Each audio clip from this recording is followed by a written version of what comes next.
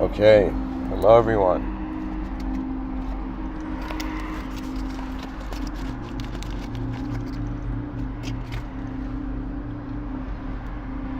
I find myself wondering about where all of our senses of self are.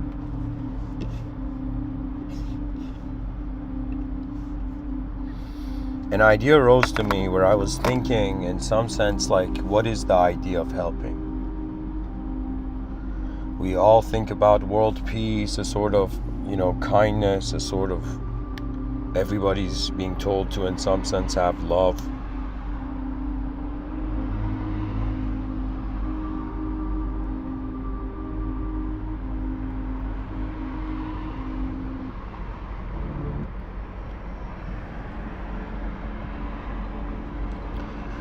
And then my mind was like, okay, before thinking about like, okay, what is one human being helping another human being?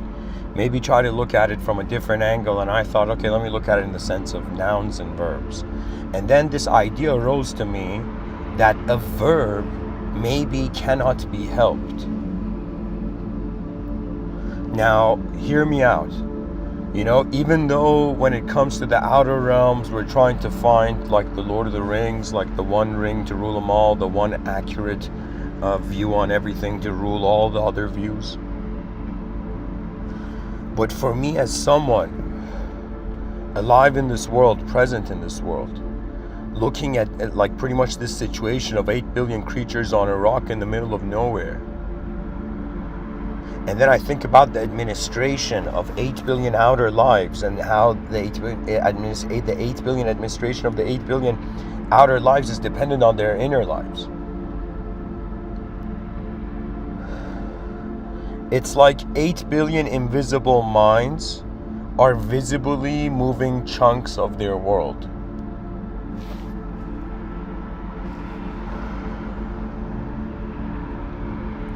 Our species, is a type of species that builds roads.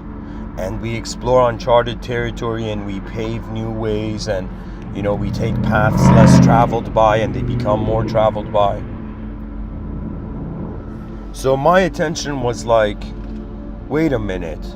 When I think about a good person, when I think about a bad person, is that a verb or is that a noun? And then I was like, yo, it's a noun. When someone does something we like, we're like, what a good person, When they do something we dislike, oh my God, I hate that person. To me, it just occurred. I wondered why so many people who've gone towards mysticism, they've ended up becoming enlightened, holy teachers, right? And I was like, why am I not vibing with the archetype of the disciple and the guru? And then I realized why I was not vibing. Because all the other teachers in mysticism did not create a new archetype. Do you understand?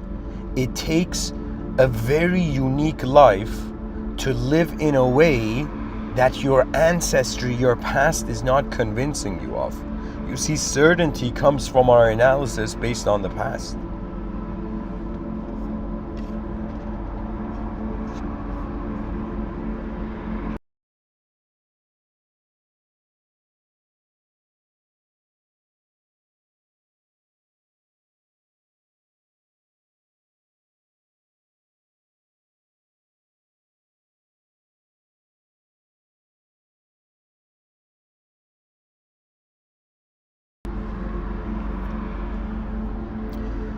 I thought about it that I can help a noun because a noun has an expectation of how it can be helped. But a verb is not an object. Do you understand? Force is not an object, but objects are discovered as forces hold them, right?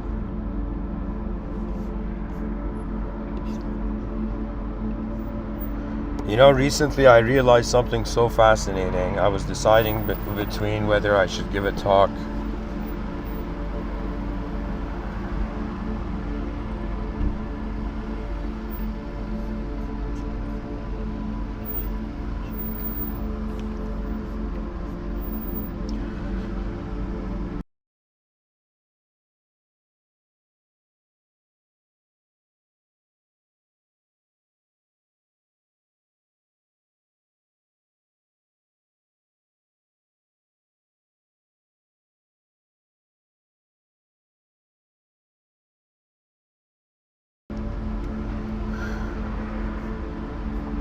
Let me see if I could somehow fix this notepad thing here.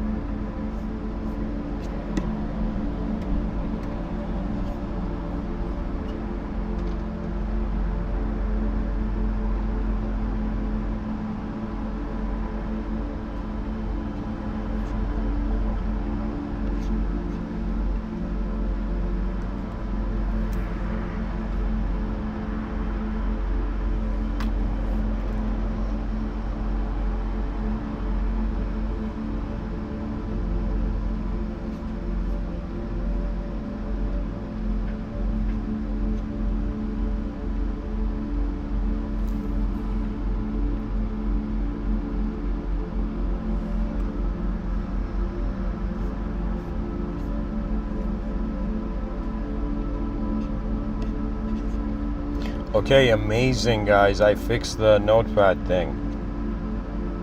As the Italians would say, miracolo.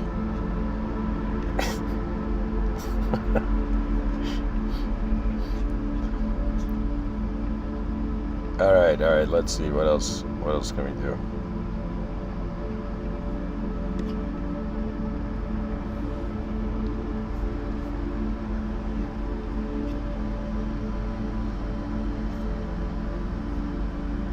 Okay, there we go.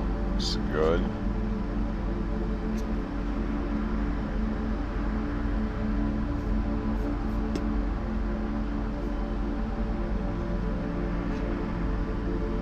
There we go. This looks fine. Okay.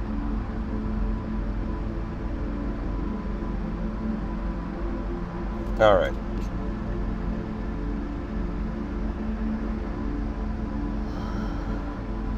So, this is blessed. This is working now. It wasn't working in previous episodes. Perfect. All right. Bear with me, guys. This episode, there's a very important idea here. I'm just trying to find a way to communicate it properly. So, how can you help a verb? Another way this can be asked is, how can a verb be... Is it possible for a verb to be helped?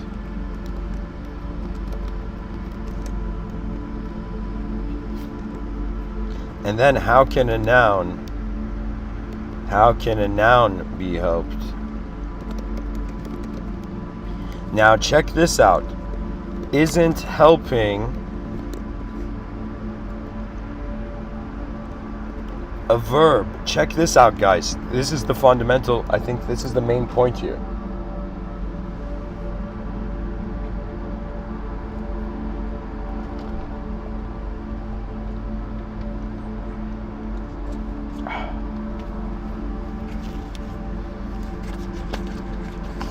By the way, guys, I'm realizing, like, on an energetic level, sure, these talks are being for everyone, but I think it's also for like elite teams of humanity, hopefully.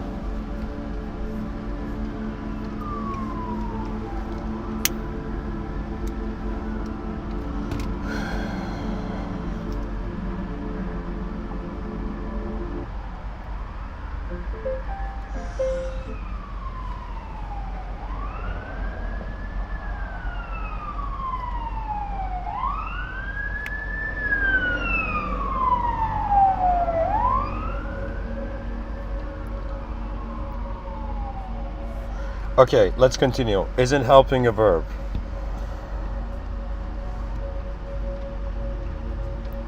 So we have to look at really the idea of what is helping, what is a verb, what is a noun.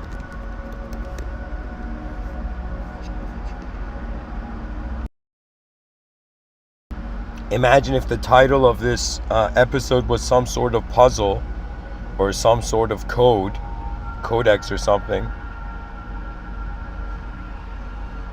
It's as if it turns into these three questions. What is helping? What is a verb? What is a noun? So this is the interesting thing that we come here and we say the human experience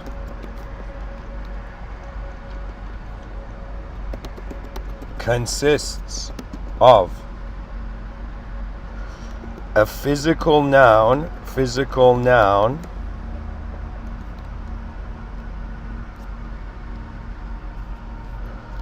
mobilizing itself as a non-physical, or another term would be abstractor, non-physical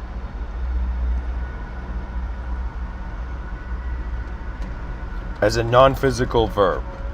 So what does this mean? We are literally on one side of a coin, and the sooner we stop being in denial, we find a clarity here. So the idea is, let's say a young person, example, okay? Let's work through an example here. Example, a young person helps an old person cross the street. Basic example, okay? Now, from a physical, from an energetic and existential perspective,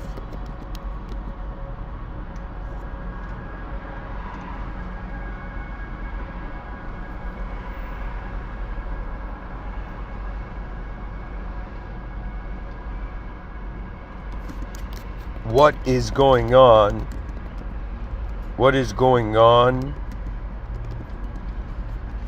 in this incident, okay?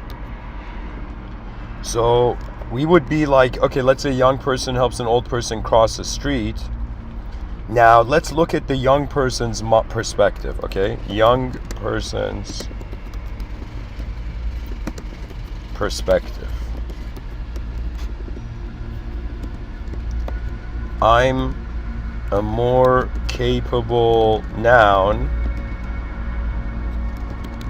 The older person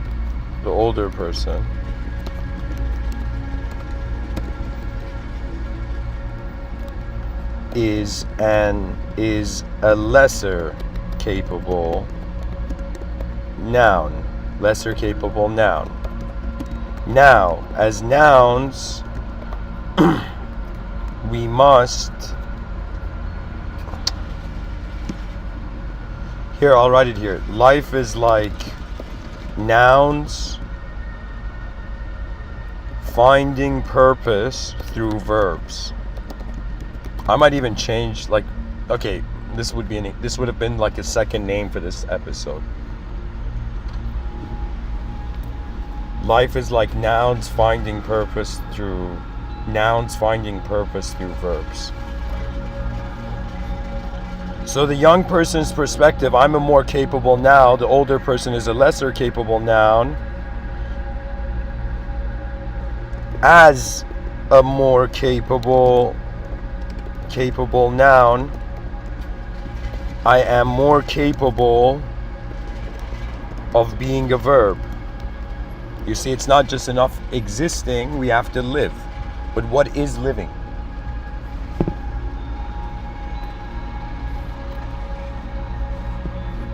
Alright guys, I'm gonna relocate, hang on.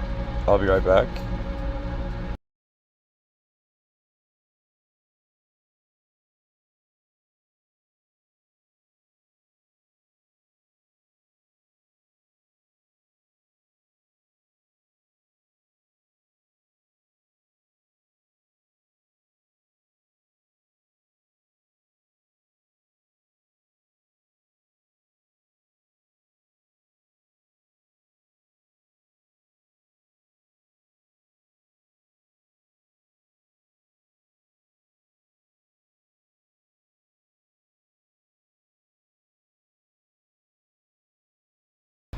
Okay. Alright guys, whatever.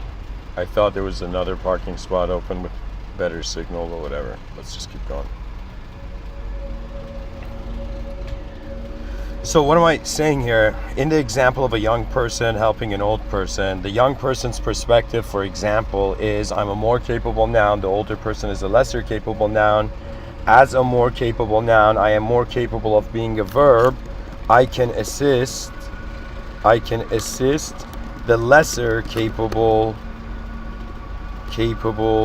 noun that is less capable to be a verb.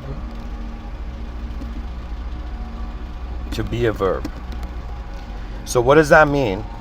That means we are blessed to have egos. People think the ego is a curse. You understand? The ego is an advanced technology. You use it well, it becomes a blessing. You misuse it, you think that you're a thought in a changing world, and then you suffer, right?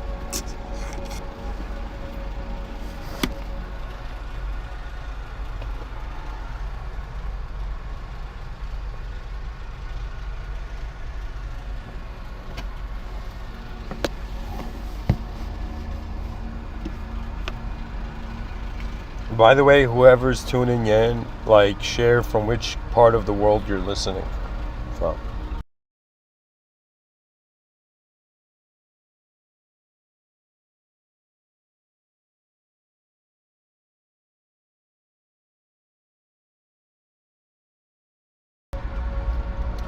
Okay, to continue.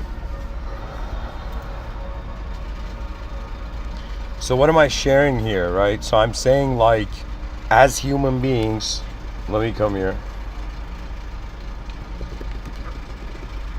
As human beings,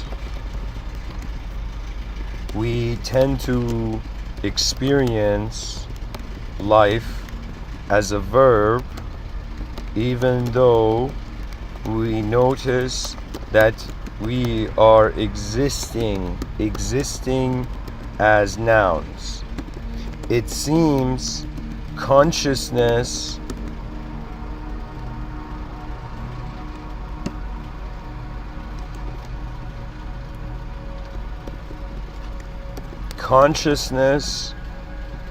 equals unknown verb. Existence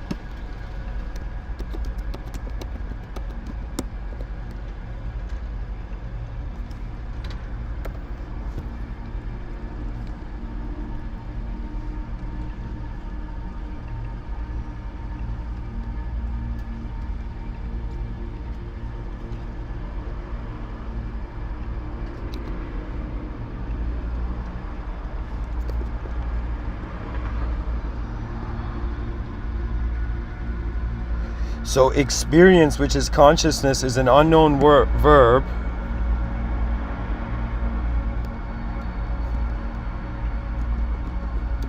There we go.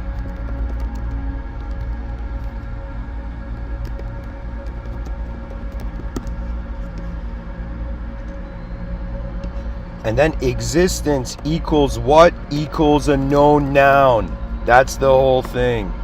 Right? But the known noun is in some sense, so here I'll come and say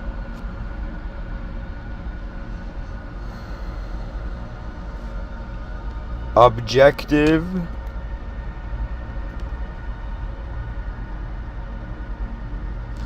certain. Here I'll come and write, just to, be fair, subjectively uncertain.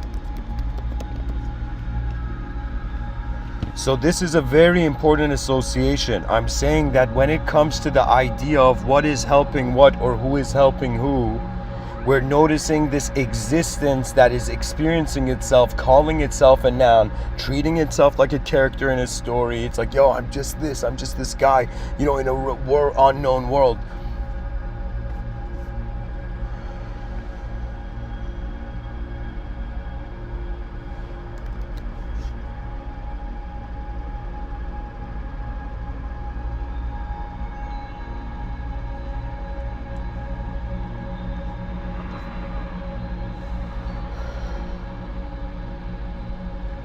So check this out.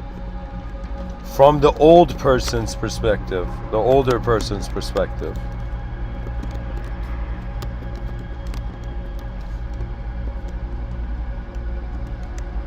I may not be as capable of a noun as I've been before,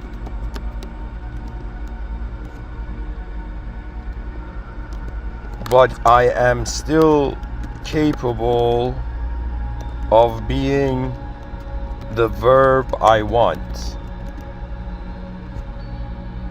So this is the challenge of helping senior citizens and just human beings in general, right? Where in some sense it's kind of what Galileo says. You cannot teach anyone anything. You can make them realize it within themselves. That means the idea is you don't learn from someone telling you do this, do that. It's like bad student, good student. You don't learn like that. You learn when you see someone greater than you express something in front of you. Do you understand? In the future, rather than they're gonna be like one student of a classroom, okay, what's going to happen is something brilliant is gonna happen. This is gonna be a genius technique, right? So what's gonna happen is teachers are no longer going to teach students. They were like, you students were ungrateful, you slept in our classes, you know, why should we spend time teaching you? Teachers are going to teach teachers, and students are privileged to watch. You understand? So what I'm saying is, it would be as if, like at the educational system, rather than one teacher coming and saying like this and that, you're gonna have like two teachers battle it out in regards to an argument, and intentionally, right? They both know the outcomes of the argument, but they intentionally start battling an argument, and all the students are in fascination. Do you understand? Because the secret to greatness is that it needs to see greatness. That means it needs to remember the greatness that has walked before it. You know, when I was younger, they said, you know, great things are not done alone, and I was like, man, how many people should I get to know? You know, and then, oh my God, I realize when they say greatness cannot be done alone, it's also in the inner realms. Why do you think some of the most intellectual people on this planet have come to the conclusion that there is an unknown creative administrator to reality, an unknown divine administration? Why? You know, I found this very fascinating because I realized the human being is not something that could be measured by what it is existing. Do you understand? We think the value of, like, you see, let's say somebody has like a vase on a table, and imagine there's a monk like meditating on the ground, right? And somebody could be like, yo, do these two objects have the same value?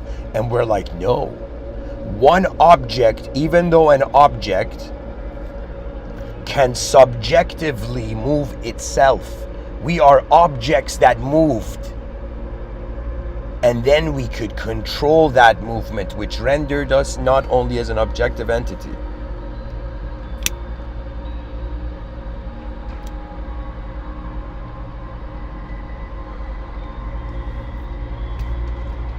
You know, I thought like at first, okay, what should I do? Should I go assemble a team? You know, should I go like recruit people of talent and be like, yo, let's build something? And you know what I realized today? I realized something so mind-blowing. That in order to advance people, we have to forget people. And I was like, whoa. Pretty much, I had 40-minute drive. And while I was driving, I don't know why, but sometimes when I drive, I have the deepest contemplations in my life. I don't know why. I think it's because driving, like after you drive for a while, it becomes like a trance state. Muscle memory trance state, you know?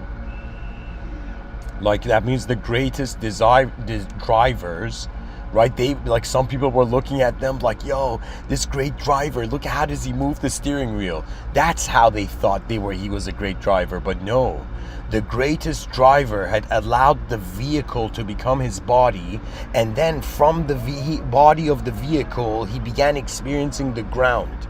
Do you understand? That means, as I think it's something like this.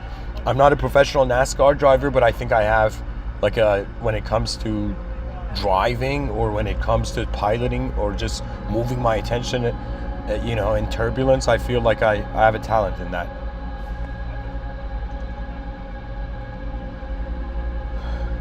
But there's more to this world than suffering.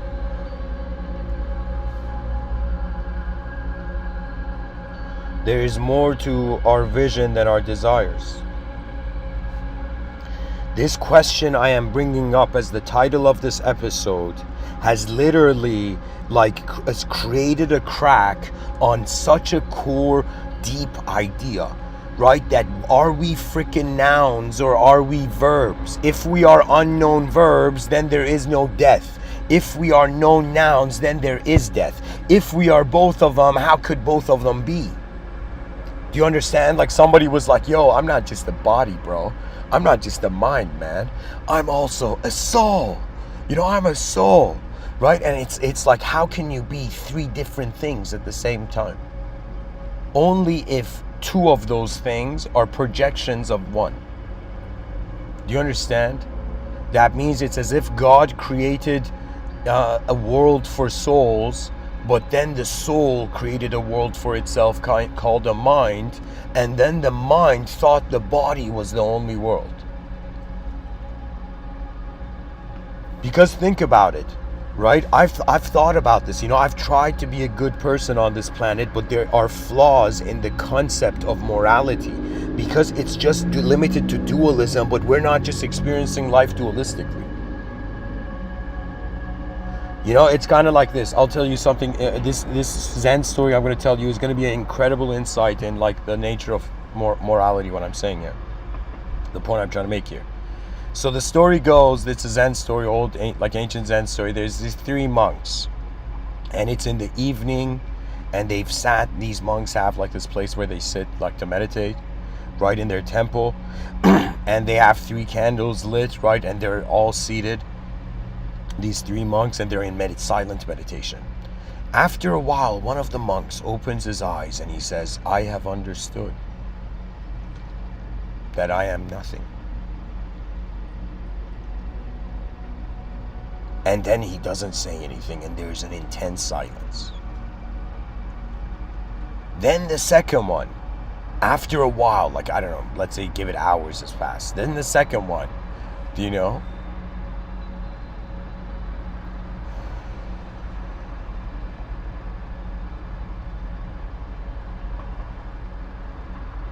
opens his eyes in the silence of that monastery, and he says, I too have realized I don't exist. Just like the Buddha said, the nature of objects are empty.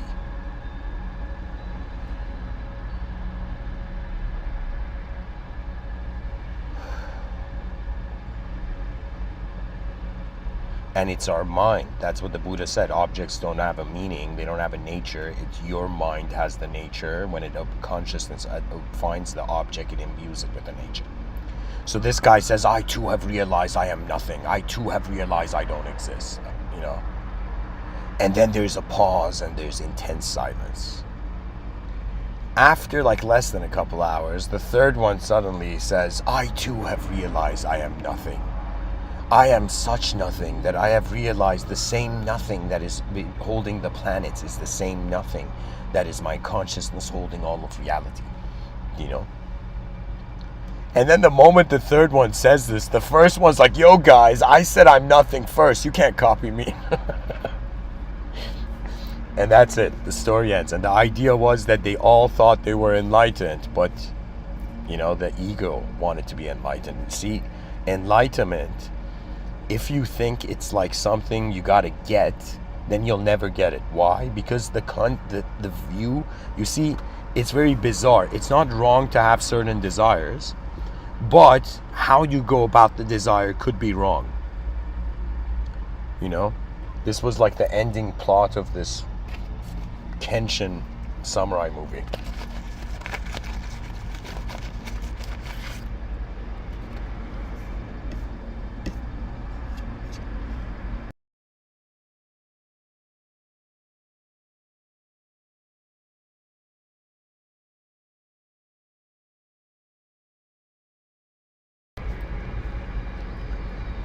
So let me go back to what I was saying. So the old person's perspective, the old person still in his mind is capable. The idea is that we are living multiple lives in one life. I have a saying that I often say in these talks, and I say, we live in many worlds and many worlds live in us. What does this mean?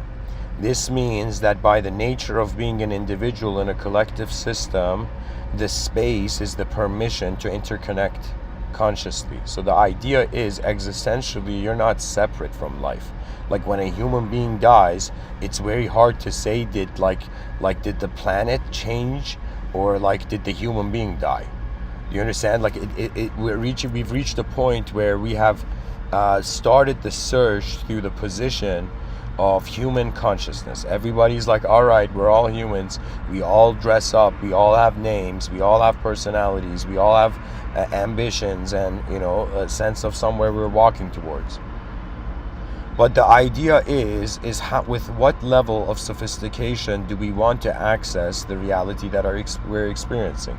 So this means that you could be a person and you could just this is really, there can be an argument made that there has never been smart or stupid people. There has just been interested and disinterested people. Because I've noticed people that are told, like there was this person in our, how can I say it? I'll give you an example.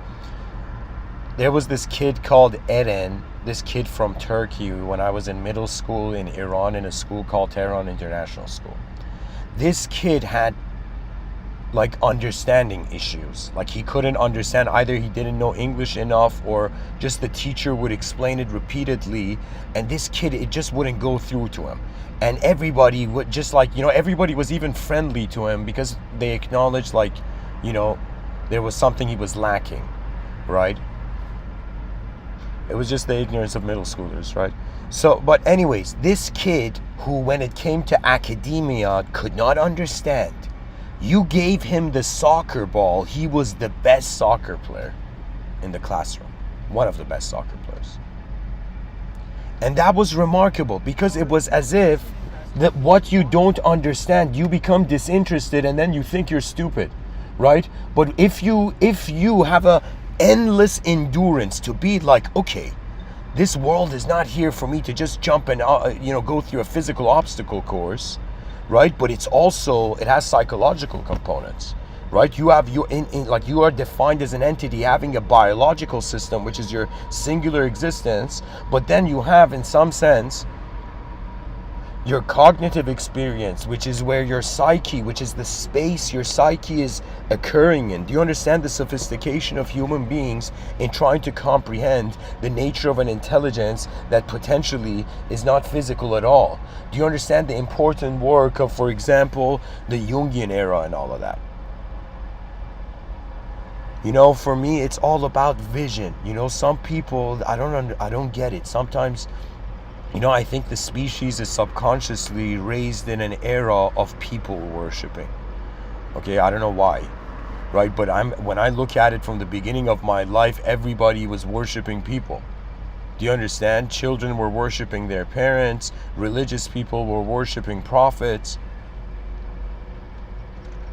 Secular people were worshiping the secular heroes of the past. People, pretty much, what can our attention go on? It can go on the world, it can go on to ourselves, or it could go on to others, right? And so what I've noticed is that I was born in 1991, and I think right now, from this point in 2023, I could say that in 1991,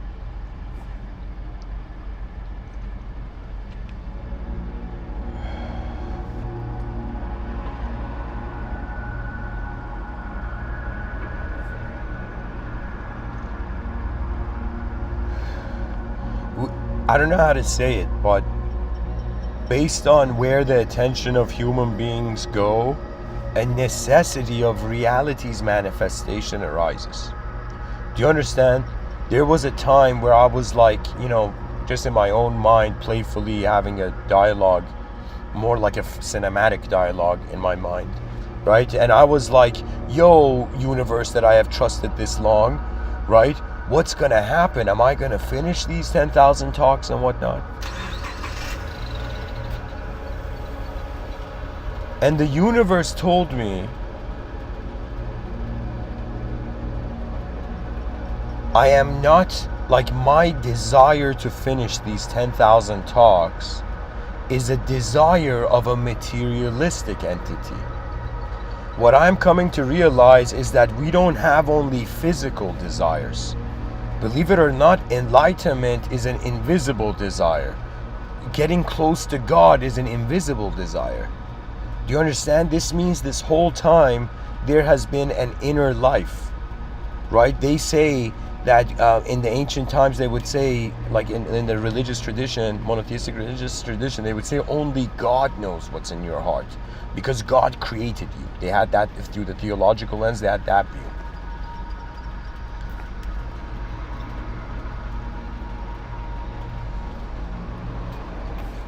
I don't know.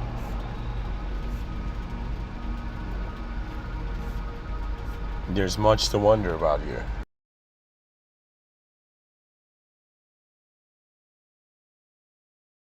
You know, something that was very bizarre to me, I was like, some people, okay, let me tell you something. In Iran, there is this messed up thing where in certain neighborhoods, there are these children that are selling gum on the side of the street. And these children are malnourished and everything. And people, instead of giving the children money, usually give the child food and stuff like that. Because the money, people don't know where the money goes. The kid's always there starving,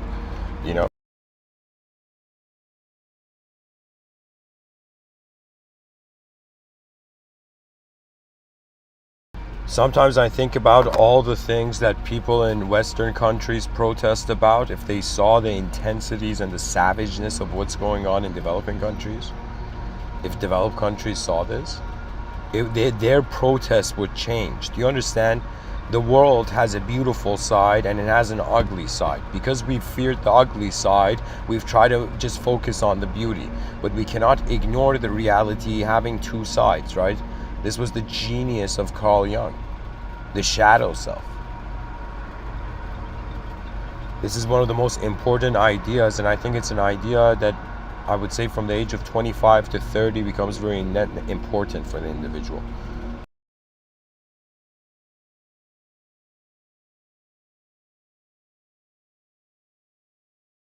But what is it? It's just the idea that you are not perfect, but you've been raised to seek perfection.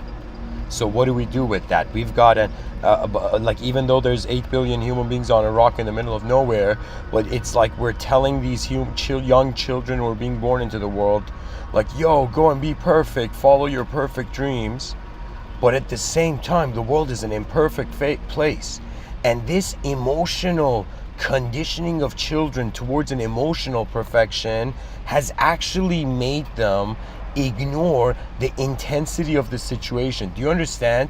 The future generations are not stupid or softer. They're just not seeing the intensity of reality. Because they're not seeing the intensity of reality, civilization is being built more oriented to the mind than to the body. This is a very important idea, meaning that I could say, I declared an era of 2022 to the era of advanced communication. But what's going on is that, let's say from the year 2012, just let's give that moment of meaning, they said the world ended. What they meant is a type of world ended.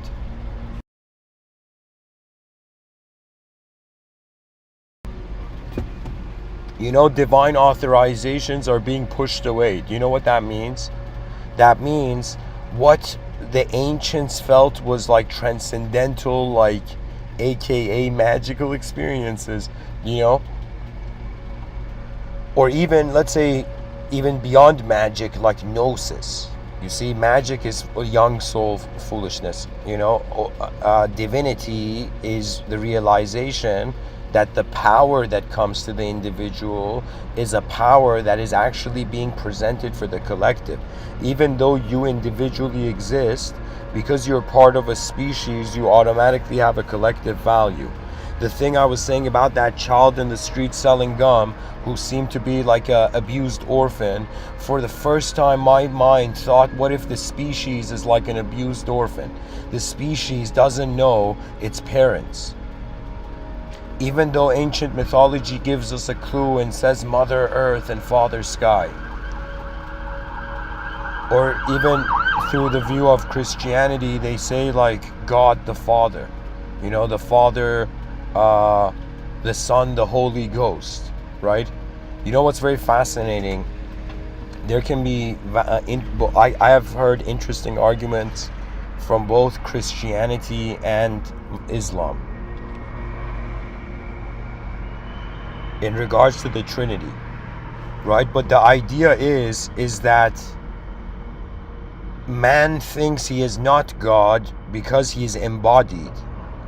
But if you wonder about what the soul is, this where the soul came from, the soul is the essence of God, right? So the Christian perception of Christ consciousness is suddenly the person, or even the bizarre depths of the, you know, Gnostic view of stigmata and all of this. What this is the person starts seeing Christ, which is the trio, all three dimensions at once, being one moment, right? They see Christ in everything. Do you understand? Christ was different human beings have come to introduce human consciousness to collectivity, okay, to collective consciousness.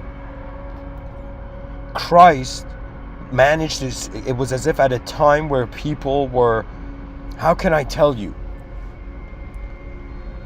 It's like Christ used himself as the message,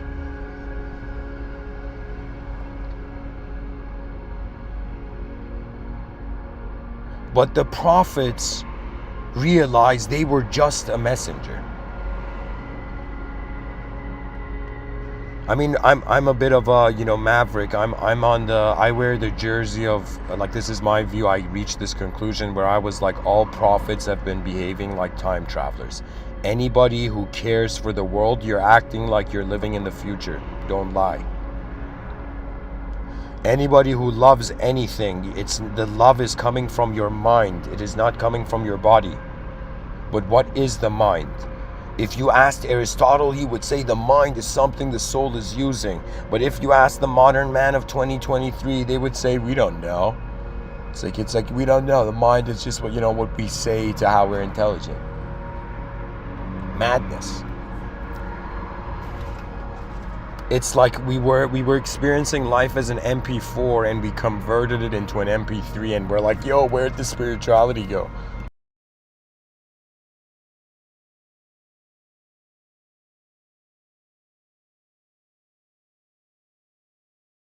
But the advantage is this world has not completely forgotten the transcendental. That's the cool thing. I'm kind of like, I feel like what I'm trying to preserve for the future generations is just this, that life is not just an intellectual analysis of an unreachable perfection through an infinite changing world, but it's to realize that our imperfection, our acceptance of how we are imperfect, is the most honest stance in the presence of the original force. You know, to me, this idea arose that was fascinating, where I'm like, not everybody is living on the planet. Like, your body could be on the planet. You could be existing on this planet, but you might not entertain yourself to be a human. Do you know how fascinating of an idea that is? That's like saying, like let's say you see 100 people, that's like saying like 1/3 of them are not humans to themselves. Because that's what an idea is. If I say I'm my personality, I've stopped being human. I've become an idea. Do you understand?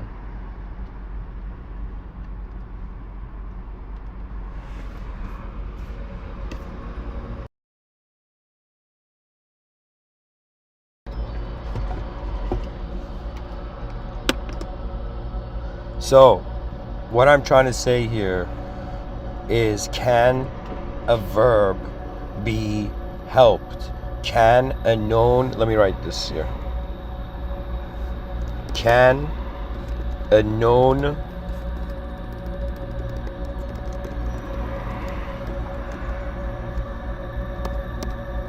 help an unknown verb?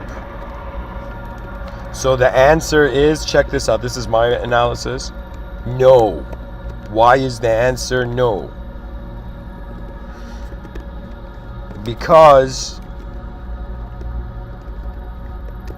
oh my God, because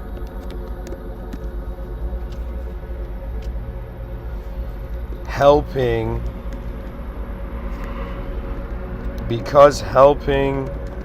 oh my God, caps lock, because helping is not a noun.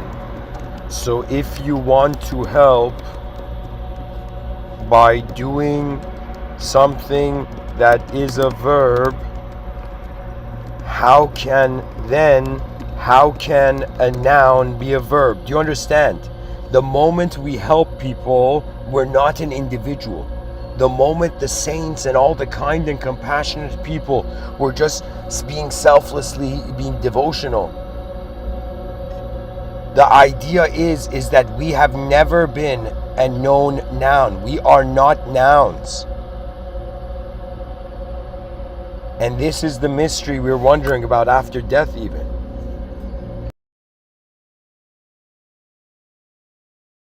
That means I could see how, like they say, energy cannot be created or destroyed, but it changes from form to form. It's as if the essence of energy is a noun, but the surface of energy, or let me say it this way, that when it says energy changes from form to form, that's like noun going to different noun to different noun, but that which cannot be created or destroyed is the essential verb. So some people would say there needs to be a necessary existent in when it comes to the idea of, let's say, entertaining an infinite regress fallacy.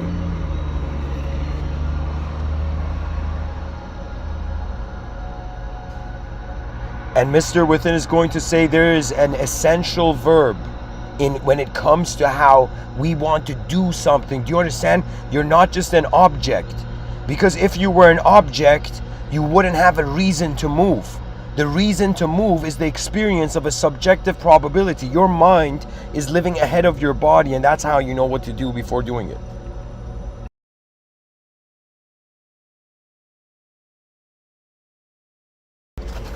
This means your inner life is ahead of your outer life, which is another way of saying, this is bizarre, this explains it. Your body is being administered by the past. Your mind is being administered the future. Do you understand? The future is using the past to live in the present, rather than the past using the present to get to the future. Goosebumps. Future. Our minds are the future. That's why they can't die. That's why consciousness cannot die. Awareness, consciousness, because it's conditional, it can change and then assume death. But in some sense, can you imagine if death is not a noun? If death is the essence of this world is an energy that cannot be destroyed, created or destroyed, and it's a verb, it means it's an eternal verb.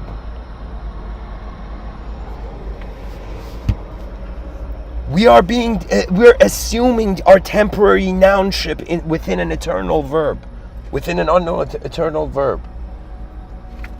And then they're like, yo, just go in society. Just go play in the toys that those people, in the distractions that people made before. Do you understand what this world is doing? This world is insecure.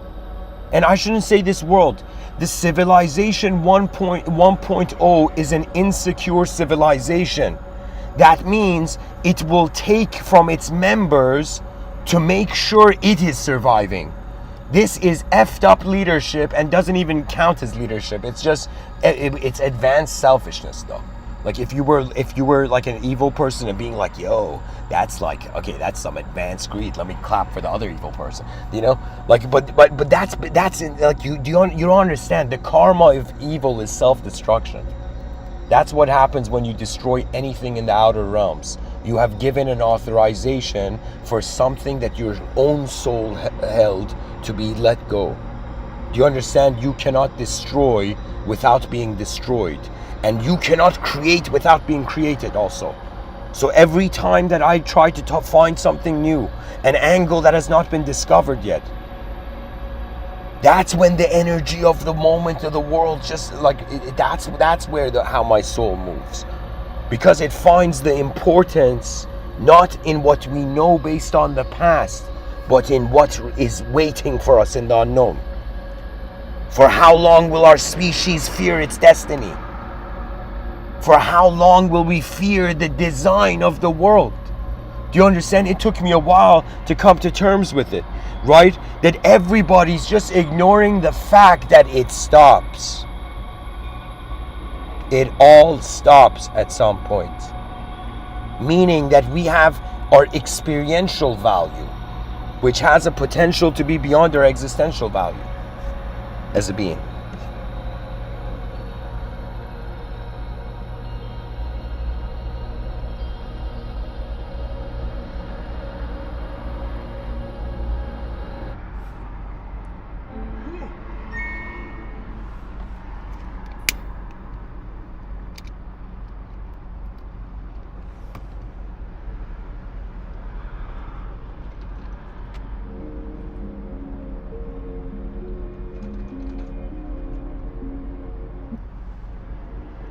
Okay.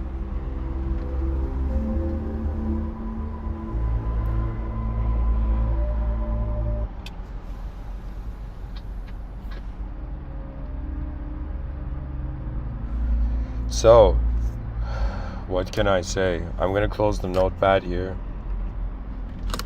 And I guess, what can I do? I'm just energy looking at itself as if to be a human being is like the truth. You know, if you think truth is an endlessly straight line, it's not something that can be attained.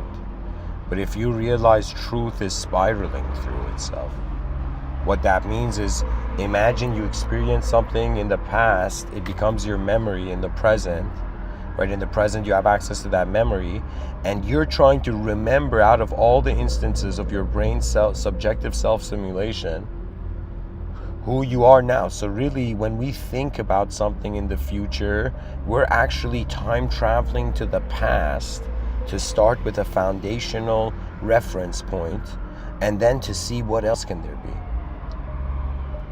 Because it's simple. To really what life is like there's a past, present, future. Everybody's existing in the present. The past kind of has passed, but intellectually is alive.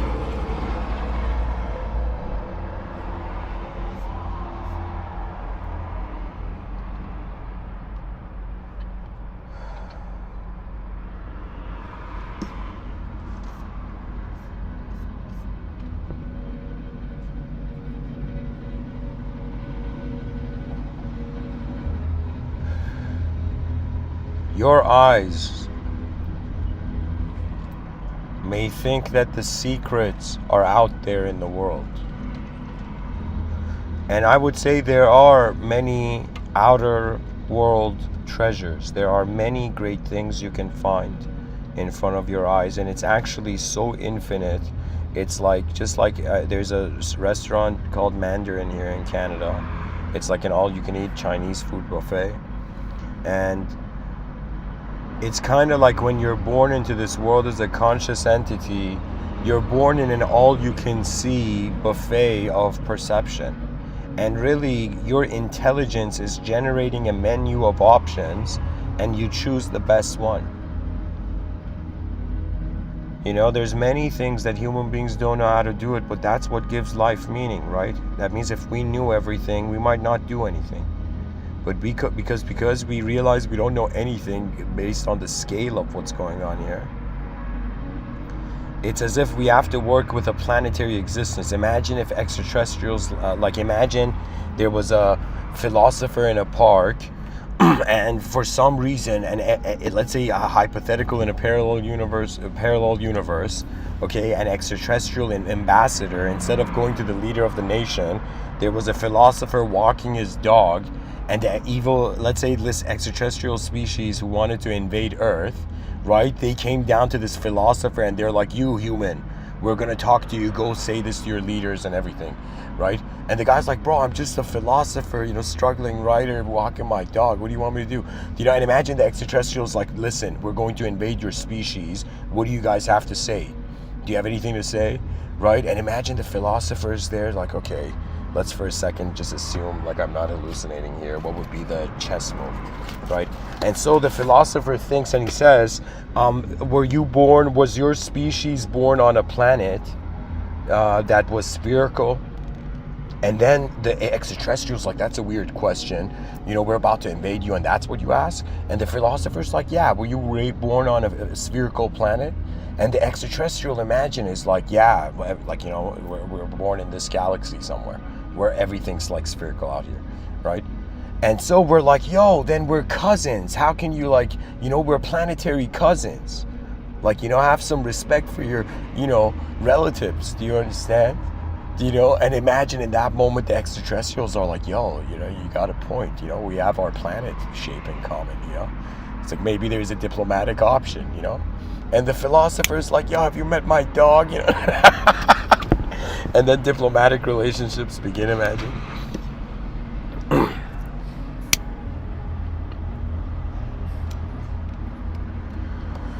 I have thought about it, that how do I know if what I'm doing is helping?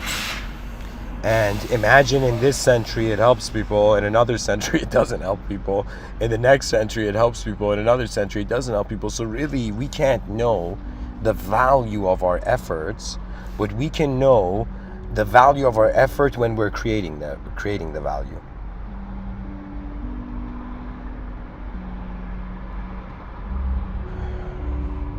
And so I guess as a response to how can you help a verb, do you understand? If I see like there's various ways you can see the moment.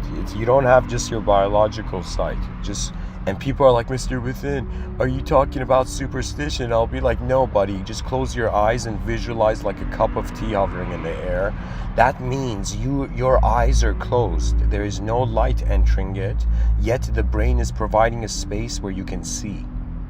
Do you understand? I'm telling everybody on this planet, hey, you're not in the outer realms. Everybody is starting in their inner realms. It takes a lot of effort to realize that the values you had growing up are not the only values that reality can function to.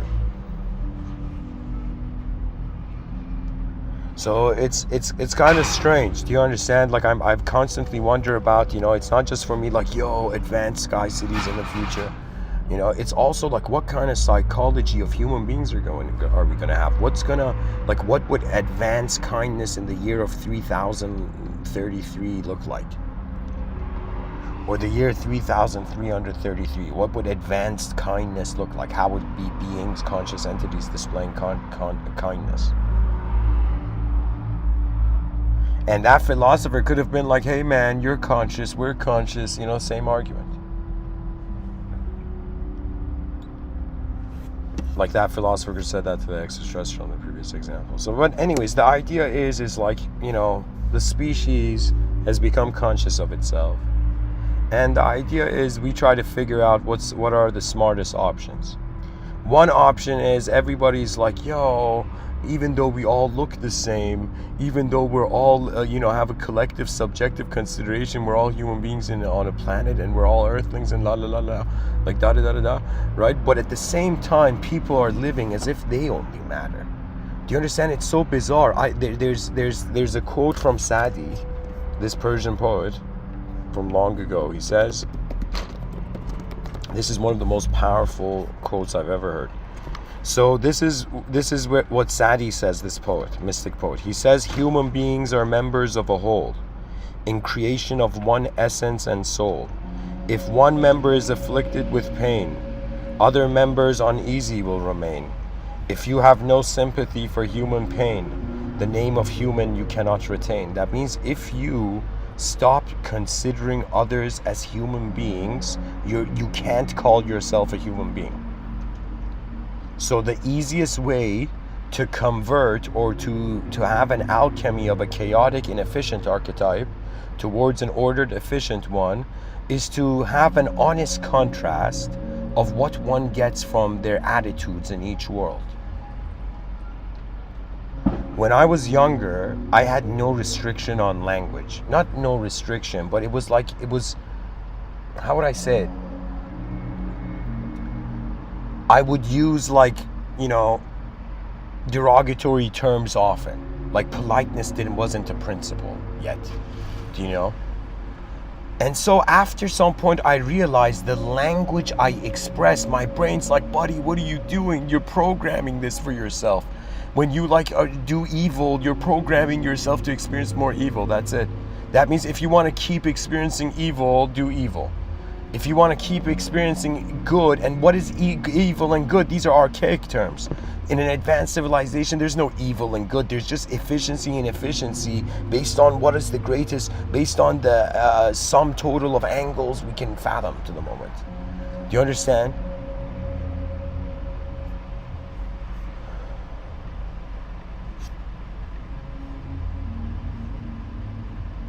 So anyways,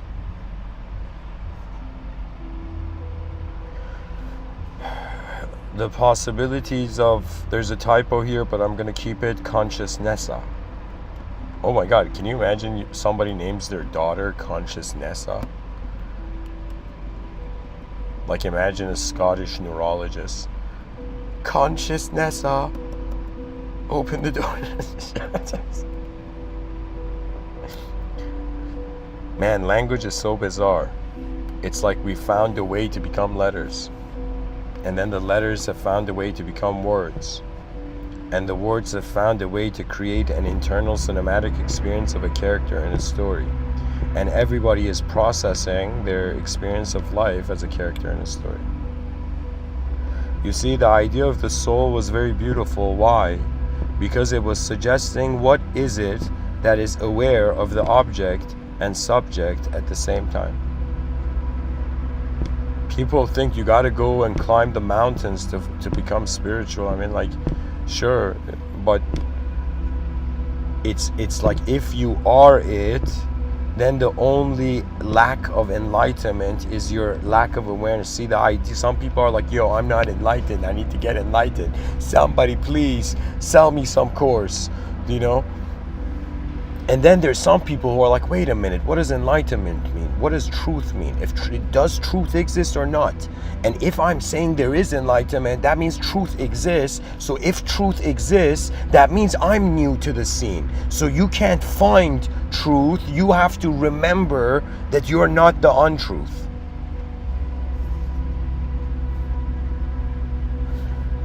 And even though Sri Ramana Maharshi says, you know, your own self-realization is the greatest service you can render the world. But once you realize yourself is the world, you can realize it anywhere. Thank you for listening. Rise, mankind, rise. Namaste.